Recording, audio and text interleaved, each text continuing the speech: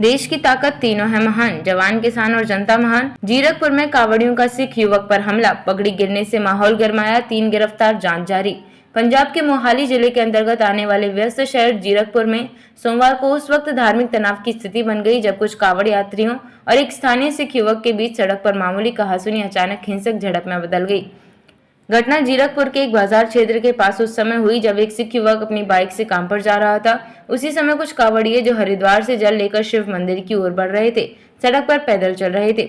Bike की हल्की टक्कर एक कावड़िए से हो गई जिससे वह लड़खड़ा गया। सिख युवक ने तुरंत माफी मांगी और आगे बढ़ने की कोशिश की, लेकिन भीड़ में मौजूद कुछ कावड़िए भड़क गए और युवक को रोक लिया।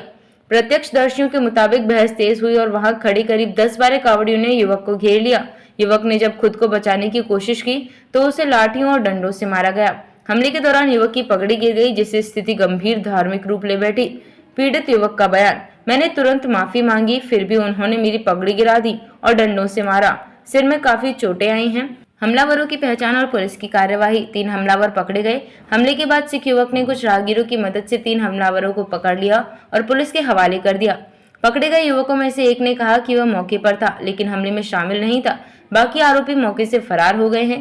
पुलिस का बयान, सिख युवक के बयान दर्ज किए गए हैं। सीसीटीवी फुटेज की जांच शुरू कर दी गई है। आईपीसी की धाराओं 323, 147, 153 ए और 295 ए के तहत प्राथमिकी दर्ज की जा सकती है। स्थानीय तनाव और प्रशासन की भूमिका, घटना की खबर आग की तरफ फैल गई।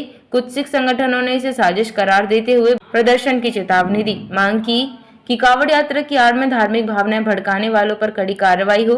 प्रशासन का रुख, जिलाधिकारी और एसएसपी ने स्थिति को संभालने के लिए दोनों समुदायों के नेताओं के साथ बैठक की।